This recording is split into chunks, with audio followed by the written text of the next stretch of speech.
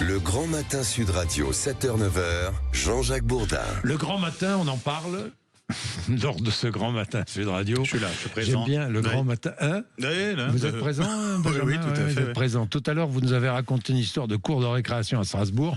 Et maintenant, on parle de la télé, des smartphones. Les smartphones, c'est-à-dire que le smartphone remplace la télé, quoi. Bon, en tout cas, pour on la regarde première la télé fois, sur notre smartphone. Pour la première fois, il y a plus de smartphones que de téléviseurs dans les foyers français. C'est une véritable bascule. Les courbes, ça y est, se sont croisées. Le smartphone, l'écran le plus répandu chez les ménages au détriment des postes de télé. C'est l'enseignement du dernier baromètre de l'équipement audiovisuel publié par l'Arcom. Dans le détail, 92% des foyers possèdent au moins un smartphone, chiffre en hausse de 10 points, plus 10 points en 3 ans. Concernant les téléviseurs, ça y est, on est passé sous la barre des 90%. Oui. Pour le journal Les Échos, cela reflète une profonde mutation des usages et le désamour des plus jeunes pour la télévision à la papa. Les moins de 25 ans, d'ailleurs, utilisent d'abord la télévision pour écouter de la musique et jouer à des jeux. Autre évolution. Et leur smartphone pour regarder des programmes, des matchs, ou pour regarder des séries, ou pour regarder... Ben oui. Oui, effectivement, pour regarder aussi, par exemple, des vidéos sur Internet. C'est comme ça aussi qu'on consomme de plus en plus les écrans.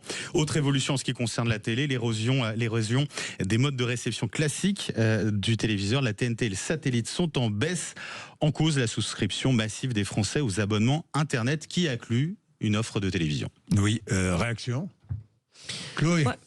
Non, pour le coup, c'est une tendance qui n'est pas nouvelle. Moi, la propagation des écrans de smartphone m'inquiète, surtout chez les enfants. Parce qu'en réalité, on se rend compte que les parents ne sont pas encore bien informés de la nocivité des écrans de smartphone pour les enfants. Il faut savoir qu'avant 5 ans, il ne faudrait jamais donner un smartphone à ses enfants. Et que même après, toutes les études montrent que c'est extrêmement néfaste pour les enfants. Vous avez vu l'Australie qui veut d'abord la consommation télé ne fait que baisser. C'est vrai. La consommation télé baisse. Ne fait que de baisser. La distribution change, c'est-à-dire que là où c'était plus de la TNT, aujourd'hui c'est plus des box. Et puis ce qui est très marrant, c'est que si vous vous souvenez, il y a quelques années, on regardait la télé et en même temps on tripotait son iPhone, on appelait ça le multitasking. C'est-à-dire qu'en même temps qu'on regardait la télé, on cherchait un truc sur Google, par exemple. Aujourd'hui, on regarde de moins en moins l'écran de télé. On est de plus en plus sur son iPhone. Moi, par exemple, je vous le disais, Jean-Jacques, tout à l'heure, moi, le match hier, je l'ai regardé sur mon écran d'ordinateur. Je ne l'ai pas regardé sur mon écran de télé. Pourtant, j'en ai un là où je dors, vous voyez. J'ai regardé sur mon écran d'ordinateur. Et c'est vrai qu'on laisse allumer la télé, et puis on est plutôt sur le smartphone que... à regarder la télé. Donc ça pose quand même une question importante, c'est pour les fabricants d'écrans de télévision. Parce qu'ils ont inventé de nouveaux standards de meilleure définition de l'image, le fameux 4K. Mais ça suffit plus pour acheter des écrans de télévision. Dans la période de Noël, en général, les gens, vous voyez, là, en fait, vous avez aussi une baisse de la vente des écrans de télévision. Donc c'est un bouleversement assez radical, à mon avis, au profit des petits écrans, même si on s'abîme peut-être plus les yeux en regardant sur un petit écran, j'en sais rien. Et là, il y a un basculement de consommation et de produits de consommation de télé qui est manifeste. Non, et puis pour tous les abonnements, le piratage, ça encourage le piratage, et évidemment aussi.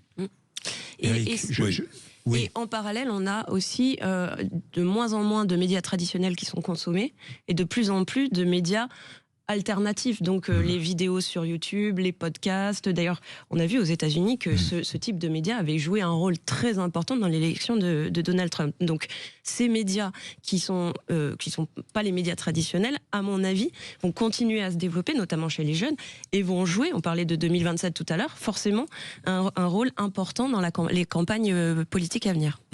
Ça devrait calmer l'ego de tous les présentateurs télé. Oui, bien sûr, présentateurs télé, oui, mais si vous voulez, moi ce qui m'inquiète quand même pour le métier qu'on fait tous autour de cette table, Jean-Jacques et vous le premier, c'est qu'il ne faut pas que les influenceurs remplacent les journalistes, si vous voulez. Il ne faut pas qu'un influenceur donne de l'info qui n'est pas vérifiée avec aucun background, parce que dans ces cas-là, il ne faut pas s'étonner de la grande dérive sociétale à laquelle on assiste. Mais oui, mais c'est ça le danger aussi de regarder tout sur son iPhone ou sur son petit écran. Bien, merci. Je me suis un peu énervé, 8h29, merci. Manuel Valls sera avec nous dans un instant. L'ancien Premier ministre nous en parlait beaucoup d'international, notamment de l'Ukraine. Les 8h29, le rappel des titres de l'actualité avec vous, Maxime Trouleau.